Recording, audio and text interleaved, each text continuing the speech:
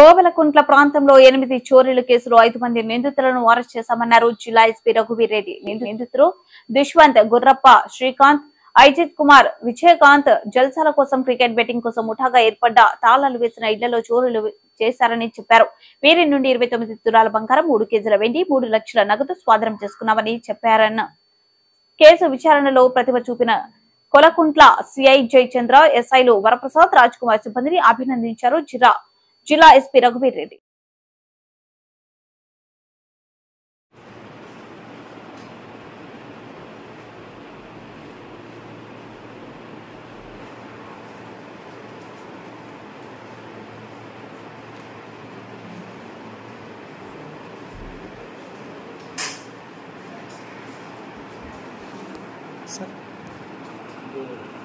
Sir Kurnool range గారి ఆధ్వర్యంలో SSP plus Allagadda DSP గారు వీళ్ళ ఆధ్వర్యంలో కోయిలకుంట్ల సిఐ జయచంద్ర, ఎస్ఐస్ కోయిలకుంట్ల, మన circle SIs Allagadda Koilakuntla circle పరిధిలో జరిగిన దొంగతనాల్లో ఒక 5 ముద్దాయిల్ని ఈరోజు ఉదయం అదుపులో తీసుకోవడం జరిగింది. వాళ్ళు మొత్తం 8 నేరాలు, ఇళ్లలో దొంగతనాలు, తాళం వేసి ఉన్న ఇళ్ళ తాళాలు పలకొట్టి వస్తువులు దొంగతనం చేయటం, బంగారు వస్తువులు.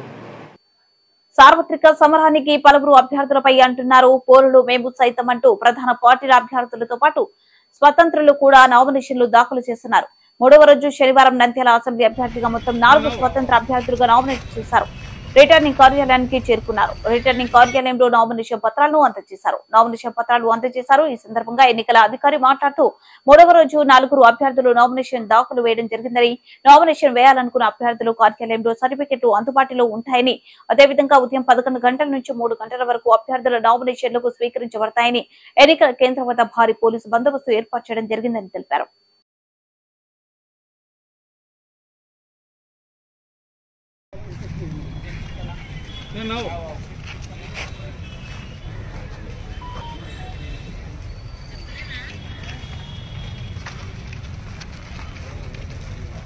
నంద్యాల పట్టణ ప్రజలకందరికీ, ఓటరు దేవుళ్ళందరికీ చేతులెత్తి నమస్కరిస్తున్నాను. నేను ఈరోజు జాతీయ చేతి వృత్తుల ఐక్యవేదిక పార్టీ నుంచి నంద్యాల అసెంబ్లీ అభ్యర్థిగా, నా పేరు గంజి వెంకటేశ్వర్లు, నా వృత్తిరీత్యా గోల్డ్ స్మిత్, నేను నంద్యాలకు పోటీ చేయుచున్నాను. ఓటరు దేవుళ్ళందరూ కూడా ఈ చేతి వృత్తుల ఐక్యవేదిక పార్టీని గెలిపించి గ్యాస్ సిలిండర్ గుర్తుకు వేసి మా సేవలు గుర్తించి మీకు సేవ చేసే భాగ్యాన్ని కల్పిస్తారని నేను ప్రజలకు అందరికీ కోరుకుంటున్నాను.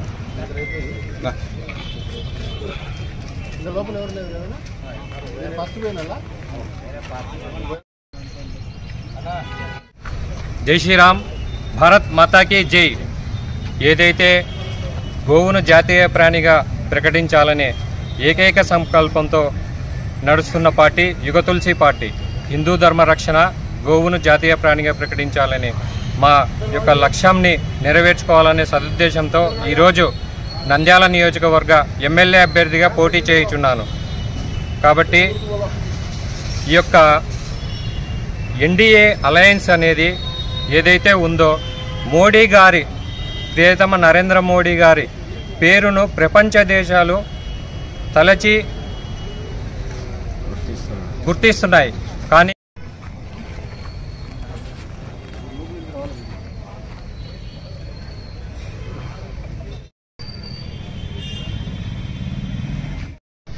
ఆల్ పీపుల్స్ పార్టీ తరఫున నేషనల్ జనరల్ సెక్రటరీ నేను మందుల సుబ్బారాయుడు నంద్యాల అసెంబ్లీ అభ్యర్థిగా ఈరోజు నామినేషన్ వేయడానికి ఇక్కడ ప్రస్తావన ఉంది.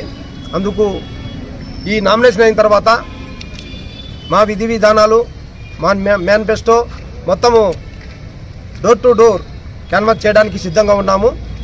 ఇప్పుడు మేము రాజకీయ ప్రవేశానికి కారణం ఏమంటే, గత 76 సంవత్సరాలు పరిపాలించిన పాలకుల విధానాలు నచ్చక, బడుగు బలహీన వర్గాల అభ్యున్నతికి దూరమై రాజ్యాధికారానికి దూరం చేసినందుకు ఈరోజు బీసీ కాన్సెప్ట్ మీద బీసీలే ఎక్కువ ప్రాధాన్యతతో పార్టీలను ఆవిర్భవించి ఈరోజు ఊవెత్తున పార్టీలుగా రికగ్నైజ్ చేసుకొని నామినేషన్ వేయడానికి బీసీ పార్టీలు ఎక్కువైనాయి.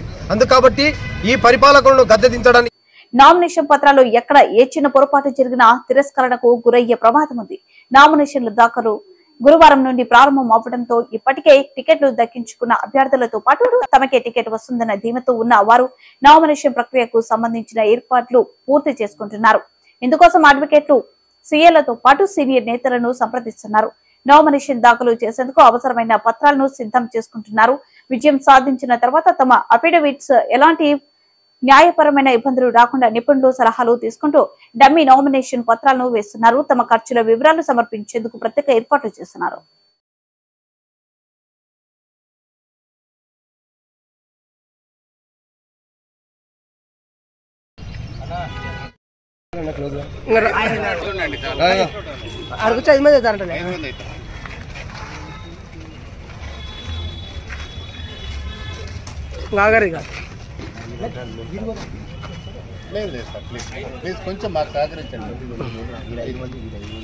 పిసిసి అధ్యక్షురాలు షర్మిల 21వ తేదీ నంద్యాల నందికొట్కూరు నియోజకవర్గం పర్యటిస్తారన్నారు. పిసిసి అధ్యక్షులు లక్ష్మీ నరసింహ యాదవ్ నందికొట్కూరులో సాయంత్రం 4 గంటల నుంచి 6 గంటల వరకు ఆర్టీసీ బస్టాండ్ నుండి పటేల్ సెంటర్ వరకు రోడ్ షో నిర్వహించి సభలో ప్రస్తావిస్తారని చెప్పారు. తర్వాత నంద్యాల చేరుకుని శ్రీనివాస్ సెంటర్ నుండి గాంధీ చౌక్ వరకు రోడ్ షో నిర్వహించి సభలో ప్రసంగిస్తారని చెప్పారు లక్ష్మీ నరసింహ యాదవ్.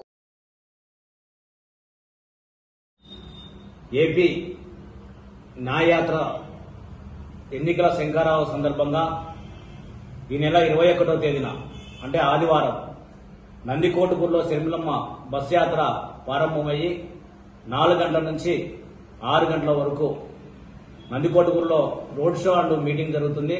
అనంతరం నంద్యాల నియోజకవర్గంలో నంద్యాలలో శ్రీనివాస్ సెంటర్ నుంచి గాంధీ చౌక్ వరకు బస్ యాత్ర అండ్ రోడ్ షో జరుగుతుంది. అక్కడ గాంధీ చౌక్ సెంటర్లో మీటింగ్ కూడా బహిరంగ సభ మీటింగ్ ఉంటుంది. కాబట్టి ఈ నంద్యాల పార్లమెంటు ప్రజలు మరియు నందికోటకూరు నియోజకవర్గ ప్రజలు అదేవిధంగా నంద్యాల నియోజకవర్గ ప్రజలందరూ కూడా పెద్ద ఎత్తున పాల్గొని జయప్రదం చేయవలసిందిగా కోరుతున్నాం. ఎందుకంటే ముఖ్యంగా ఈ రాష్ట్రంలో అదేవిధంగా ఈ దేశంలో ఈరోజు నరేంద్ర మోడీ పరిపాలన చూశాం, ముఖ్యమంత్రి జగన్మోహన్ రెడ్డి పరిపాలన చూశాం, గతంలో 5 సంవత్సరాలు చంద్రబాబు నాయుడు పరిపాలన కూడా చూశాం. ఈ యొక్క ముగ్గురి పరిపాలనలో రాష్ట్రము అధోగతి పాలైంది. ముఖ్యంగా రైతులకు సంబంధించి నల్ల చట్టాలు తీసుకొచ్చి అదేవిధంగా మతాల మధ్య చిచ్చు పెట్టి సిఏ ఎన్ఆర్సీ లాంటి బిల్లులు తీసుకొచ్చి ఈరోజు పేద ప్రజలపైన అదేవిధంగా అబాధ్యులపైన ఈరోజు నల్ల చట్టాలు ఉపయోగించి వాళ్ళపైన దాడులు చేసే పరిస్థితి ఏర్పడింది. ఇలాంటి చట్టాలన్నీ కూడా ఈరోజు మనం ఎదుర్కోవాలంటే, ఈ దేశంలో ప్రజాస్వామ్యం బతకాలంటే, లేదా ఈ దేశంలో రాజ్యాంగం పరిరక్షించాలంటే అది ఏకైక పార్టీ కాంగ్రెస్ పార్టీ. అందుకోసం రాబోయే ఎన్నికల్లో ఈ మే 19 తేదీ జరగబోయే ఎన్నికల్లో కాంగ్రెస్ పార్టీ ఎమ్మెల్యే ఎంపీ అభ్యర్థులందరినీ కూడా అత్యధిక మెజార్టీతో గెలిపించాలని చెప్పి ఈరోజు షర్మిలమ్మ గారు ఒక వైఎస్ రాజశేఖర్ యొక్క లెగసీతో ఏదైతే ఉందో, వైఎస్ రాజశేఖర్ యొక్క ఆశయం ఏదైతే ఉందో ఈ పేద ప్రజలకు సంక్షేమ పథకం అందించాలని చెప్పి, అదేవిధంగా రాజశేఖర్ గారు ఏదైతే కోరుకున్నారో ఈ దేశానికి రాహుల్ గాంధీ ప్రధానమంత్రి చేయడమే నా ఏకైక లక్ష్యం అని చెప్పాడో. ప్రతి ఓటు విలువైందని ప్రతి ఒక్కరూ తమ ఓటు హక్కును వినియోగించుకుని దృఢమైన ప్రజాస్వామ్యాన్ని నెలకొల్పాలని జిల్లా ఎన్నికల అధికారి కలెక్టర్ డాక్టర్ కె శ్రీనివాసులు పిలుపునిచ్చారు. కలెక్టరేట్ లో స్వీప్ యాక్టివిటీలలో భాగంగా ఓటు హక్కు వినియోగంపై సంతకాల ప్రచారణ భారీ ఫ్లెక్సీని జిల్లా ఎన్నికల అధికారి డాక్టర్ కె శ్రీనివాసులు ప్రారంభించారు. ఈ సందర్భంగా జిల్లా కలెక్టర్ భారీ ఫ్లెక్సీలపై ముందుగా సంతకం చేశారు. సంతకం అనంతరం మాట్లాడుతూ ఎన్నికల్లో ప్రతి ఒక్కరూ తమ ఓటు హక్కును వినియోగించుకుని చైతన్యవంతమైన ప్రజాస్వామ్యాన్ని నెలకొల్పేందుకు భాగస్వామ్యం కావాలన్నారు. లోక్సభ మరియు ఆంధ్రప్రదేశ్ శాసనసభ సాధారణ ఎన్నికలలో ఎలాంటి బెదిరింపులు ప్రలోభాలకు గురికాకుండా ప్రతి ఒక్కరూ ఓటు హక్కును వినియోగించుకోవాలన్నారు.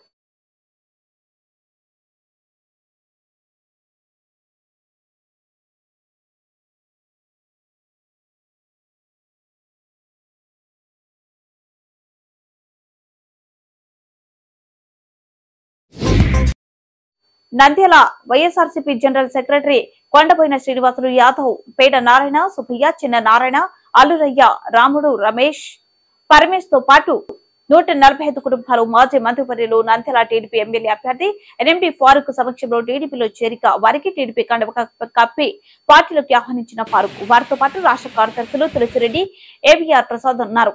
ఈ సందర్భంగా ఎన్ఎండి ఫారూక్ మాట్లాడుతూ నంద్యాలలో అన్ని సామాజిక వర్గాల ప్రజలు వైసీపీని చీకొట్టి టీడీపీలో చేరుతున్నారన్నారు. వైసీపీ ప్రభుత్వం నాయకులని కార్యకర్తలను విస్మరించిందని వారికి తగిన గుర్తింపు ఇవ్వడం లేదన్నారు. కాబట్టి వారి ఆత్మ అభిమానం చంపుకొని వైసీపీలో పనిచేయలేక వారు టీడీపీలో చేరుతున్నారన్నారు. టీడీపీలో చేరిన వారందరికీ ప్రత్యేకంగా ఆహ్వానిస్తున్నామన్నారు.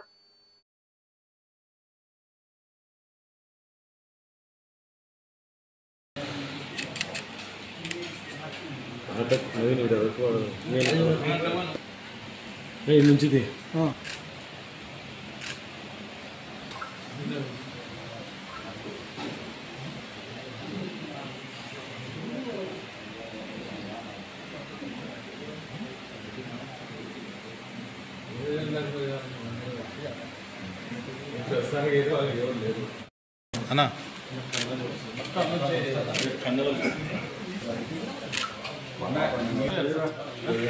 వేసుకున్నా మెల్లో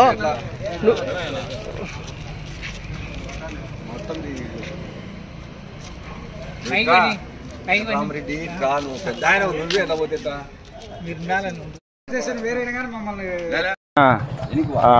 వైఎస్ఆర్సీపీ నంద్యాల జిల్లా జనరల్ సెక్రటరీగా నేను రాజీనామా చేయడం జరిగింది. ఈరోజు ఫరూక్ గారి సమక్షంలో తెలుగుదేశం పార్టీలో జాయిన్ కావడము జరిగింది. ఒకసారి ఫరూక్ సారు మరియు శబరి గారు గెలుపు కోసము నా శాయశక్తులకు కృషి చేస్తానని నేను తెలియజేస్తున్నాను.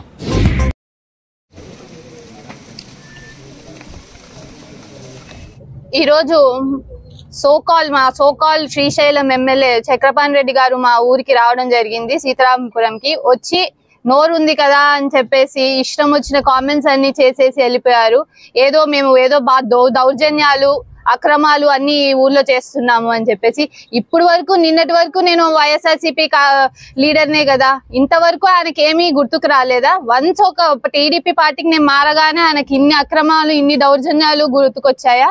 అంటే ఇంతవరకు మా కాన్స్టిట్యుయెన్సీ ఎమ్మెల్యే గారు నిద్రపోతూ ఉన్నారా అన్నది నా డౌట్. ఏమని ఇప్పుడు ఎవరో ఒకరు నేను పార్టీ మారగానే ఒక 24 hours కూడా కాలేదు ఆయనకు నిద్ర లేచినట్టుంది. అండ్ ఆయన కామెంట్స్ చేసిన దానికి నేను నవ్వాలో లేదో నాకే అర్థం కావట్లేదు. నాకు అంత నవ్వొస్తుంది. జబర్దస్త్ జోకులన్నీ వేశారు. ఆయన అంటున్నారు మేము అక్రమాలు దౌర్జన్యాలు చేశామని. మేము పార్టీ ఇప్పటి వరకు మేము ఎవరికి చెప్పలేదు ఎందుకు పార్టీ మారుతున్నాము అని. ఇప్పుడు చెప్తున్నాను ప్రెస్ ముందరనే. మేము పార్టీ మారాల్సిన ఉద్దేశం మాకు ముందు నుంచి లేకునింది. ఇప్పుడు మారాల్సిన అవసరం ఎందుకు వచ్చిందంటే ఆ చక్రపాణి రెడ్డి గారు చేసే దౌర్జన్యాలు అక్రమాల వల్లనే మేము మారాల్సి వచ్చింది. మా సీతారాపురం విలేజ్ లో 1.75 సెంట్లు స్థలము ఎస్సీ స్థలాలది ఆక్రమించిన జయనారపు రెడ్డి మనిషిని ఇప్పుడు ఆయన ఆశ్రయం ఇచ్చేసి ఆయనను ఒక ఏమంటారు ఏదో ఒక గొప్ప వ్యక్తి, ఆయన ఇప్పుడు ఏదో ఊరిని ఉద్ధరిస్తాడు అనే కిందికి తీసుకొని వచ్చి ఆయన ఇప్పుడు చెప్పడం జరుగుతుంది. ఆ 1.75 సెంట్ల ఎస్సీ స్థలాలను ఆక్రమించారు. దాన్ని 70 కుటుంబాలు ఉన్నాయి. వాళ్ళు ఎస్సీ ఎస్టీ వాళ్ళు బాధపడుతున్నారు, కష్టపడుతున్నారు. అది సాల్వ్ చేయండి అని ఆ కాన్స్టిట్యుయెన్సీ ఎమ్మెల్యే దాకా మేము వెళ్ళలేదా? మేము ఆయనని అడగలేదా? మేము కలెక్టర్ ఆయన సాల్వ్ చేయకపోతే మేము కలెక్టర్ కి రిప్రజెంటేషన్ ఇవ్వలేదా? మేము 2 సార్లు కలెక్టర్ దగ్గరికి రిప్రజెంటేషన్ ఇచ్చాం. ఒక ఏమంటారు వైఎస్ఆర్సీపీ కోఆర్డినేటర్ దగ్గరికి తీసుకొని పోయాం ఆ విషయము. మా ఫాదర్ ఎమ్మెల్యేని 2 సార్లు అడిగారు. అంటే ఆయన నిద్రపోతూనే ఉన్నట్టున్నాడు. ఆయన ఇప్పటి వరకు దాని మీద యాక్షన్ ఏమి తీసుకోడు. స్థలాలు కబ్జాలు చేసింది మళ్ళీ రివర్స్ గా మేము ప్రశ్నించితే ఫేక్ కేసులు పెడతారు. ఆ స్థలాలు ఎస్సీ ఎస్టీ వాళ్ళకి ఇవ్వమని చెప్పినందుకు మా మీద ఫేక్ కేసెస్ పెట్టారు. మా అక్క పెళ్లి అప్పుడు కరెక్ట్ టైం చూసేసి దొంగ కేసులు వాళ్ళు వేపించి మా నాన్నను జైలు వేపించారు. ఇంత చిల్లర రాజకీయము ఇన్ని సంవత్సరాల పొలిటికల్ లో మా ఫ్యామిలీ ఉంది నేను ఎప్పుడూ చూడలే. ఈయన ఒక ఏమంటారు ఎమ్మెల్యే క్యాడరా లేకపోతే ఒక లోకల్ లీడర్ కూడా పనికిరాడు. ఎప్పుడో వార్డ్ నంబర్ కూడా ఓడిపోయాడు అన్న విషయం కూడా నాకు తెలుసు. అలాంటి మనిషి ఇప్పుడు మా మీద అబాండాలు వేస్తున్నారు. ఆయన ఒక క్రిమినల్ కాదంటారా? 4 ఎలక్షన్ కేసెస్ ఉన్నాయి ఆయన మీద. అభిరుచి కేసు మీద 370 పెడితే 307 పెడితే 4 రాష్ట్రాలు చక్కర్లు కొట్టినారా లేదా ఆయన మళ్ళీ మా మీద చెప్తున్నాడు. మళ్ళీ మేము కబ్జాలు చేస్తున్నామంట. ఏ స్థలం కబ్జా చేసినాం? ఉన్న స్థలం కబ్జా చేశారు మరో అని చెప్పేసి ఆయనని అడిగితే దాన్ని సాల్వ్ చేయలేడు. ఆయనకు నోరు రాదు, ఆయన చెయ్యలేడు. అంత చేతగాని ఎమ్మెల్యే దగ్గర మేము ఎందుకు పని చేయాలి? అంత చేతగాని ఎమ్మెల్యే దగ్గర పని చేయలేకనే మేము పార్టీ మారాల్సి వచ్చింది. ఏ పనులు చేయలేడు. మరి ఇన్ని ఘోరాలు జరుగుతున్నాయి అని అంటున్నా. ఆయన సూటి ప్రశ్న, ఇన్ని అక్రమాలు జరుగుతుంటే కాన్స్టిట్యూన్సీ ఎమ్మెల్యే ఎక్కడికి వెళ్ళాడు? అంటే హైదరాబాద్ లో కొడుకుతో సహా కూర్చొని ఏమన్నా ఆడుకుంటున్నాడా, లేకపోతే మనవడితో పాపం ఆడుకుంటున్నాడా? ఇప్పటి వరకు ఆయనకు తెలియలేదంటేనే ఇన్ని అక్రమాలు జరుగుతున్నాయని. అంటే ఆయన పార్టీలో ఉంటే దేవుళ్ళం, ఆయన పార్టీ మారితే మేము కబ్జాదారులము, క్రిమినల్స్, దౌర్జన్యం చేస్తాం, ఇన్ని చేస్తామని. అండ్ ఇంకొక క్వశ్చన్, మేము అన్ని అక్రమాలే చేసిందింటే, అన్ని దౌర్జన్యాలే చేసిందింటే, ఒక ఊరికి ఒక 1500 ఓట్స్ ఉన్న ఊరికి ఆయన రావాలి అంటే 100 మంది పోలీస్ ప్రొటెక్షన్ తో రావాలా అండి? నా ఏమంటారు క్వశ్చన్. అంత దౌర్జన్యాలు చేస్తే, అంత అసమతలు ఉంటే ఊర్లో ఆయన ఏం ఒక మనిషి రావచ్చు కదా, ఆయన ఘన స్వాగతం చేస్తాడు కదా. ఎంత చిల్లరతనం అంటే ఇది. ఆయన మళ్ళీ సోషల్ మీడియాలో పెట్టుకుంటున్నాడు 70 కుటుంబాలు ఆయన ఘన స్వాగతం చేశాయంట. 70 కుటుంబాలు. ఆయన దగ్గర ఉన్నది ఒక 3 మనుషులు తప్పితే ఏ ఒక్కరు మా ఊరి మనుషులు కానే కాదు. ఎవరి ఊరి నుంచో తెచ్చుకొని వచ్చి పేడ ఆర్టిస్టుల్లాగా ఇక్కడ నువ్వు ర్యాలీలు చేసుకుంటా, క్యాన్వేలు చేసుకుంటుంటే దానికి ఘన స్వాగతం అని ఒక పేరు. మళ్ళీ చేరికలు అంట.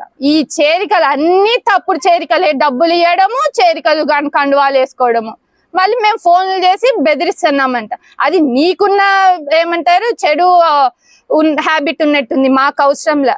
మా ఊర్లో మేము ఎవరిని బెదిరించాల్సిన అవసరం లేదు, ఎవరిని క్వశ్చన్ చేయాల్సిన అవసరం లేదు. మాకు ఉండాల్సిన ఏమంటారు గౌరవం ఉంది, మాకు మొదటి నుంచి ఉంది. నువ్వు ఏ స్థాయి నుంచి వచ్చినావా అన్నది నువ్వు గుర్తుపెట్టుకో. ఒక అమాలి స్థాయి నుంచి నువ్వు వచ్చినావు, ఏమీ దౌర్జన్యాలు చేయలేదు, నువ్వేమి చేయలేదు అన్నప్పుడు నువ్వు అమాలి స్థాయి నుంచి ఈ స్థాయికి ఎట్లా వచ్చినావు, ఇన్ని కోట్లు ఎట్లా సంపాదించినావు? నేను చెప్పగలితే ఈ స్థాయికి నేను ఎట్లా వచ్చినాను అన్నది. పొలిటికల్ కెరియర్ నాది ఎట్లా స్టార్ట్ అయ్యింది, మా ఫాదర్ది ఎట్లా స్టార్ట్ అయ్యింది, మేము ఎప్పుడు తరతరాల నుంచి ఈ ఊర్లో నుంచి మేము పాలిటిక్స్ చేస్తున్నాము. అసలు చెప్పండి, మేము రాజకీయం కాదు. ఈ ఇంట్లో ప్రతి ఒక్క కుటుంబం మా కుటుంబమే.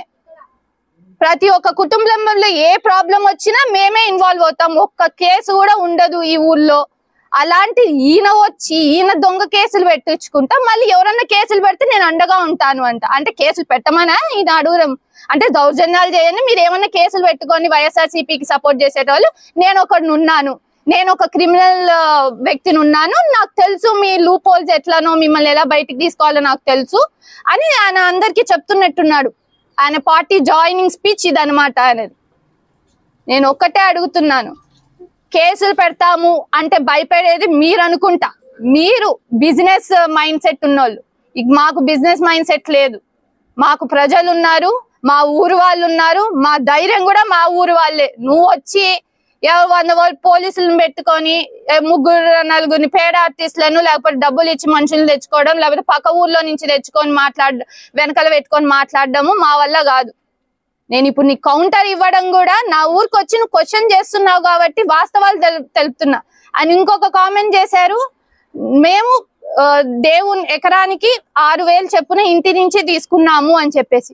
అవును తీసుకున్నాము, అది నేను కబ్జా చేశామని చెప్పామా, లేకపోతే ఆయనలాగా నేను సొంత డబ్బులు పెట్టేసి నేను గుడి కడుతున్నానని చెప్పానా? ఎకరాకు 6,000 నేను ఇప్పించుకున్నాను చందా కింద. దానికి కూడా ఆ ఫండ్ అంట ఒక సొసైటీ లాగా అదొక జాయింట్ అకౌంట్ లో ఉంది. అది ఎండోమెంట్ కింద పనులు కూడా స్టార్ట్ అవుతున్నాయి. అది ఎండోమెంట్ కింద ప్రాసెస్ లేట్ అవుతుంది అంటే అది ఎవరి చేతగానితనం అంటారు? ఆ చేతగానితనం మా ఎమ్మెల్యే గారికి, ఇప్పుడు సోకాళ్ళు ఉన్న చక్రపాణి రెడ్డి గారికి. ఎండోమెంట్ పని లేట్ అవుతుంది అంకుల్, అది ఇచ్చి కూడా వాళ్ళు నాకు చాలా రోజులు అవుతోంది. నేను 30% నేను ఆల్రెడీ నాకు జమ అయిపోయింది, 30% నేను ఇచ్చేసాను, 70% అక్కడి నుంచి రావడానికి లేట్ అవుతుందో, ప్రాసెస్ లేట్ అవుతుంది. అందరు అడుగుతున్నారు ఊర్లో ఏం జరుగుతుంది అని చెప్పేసి మీ దగ్గరకు వస్తే ఏమంటారు?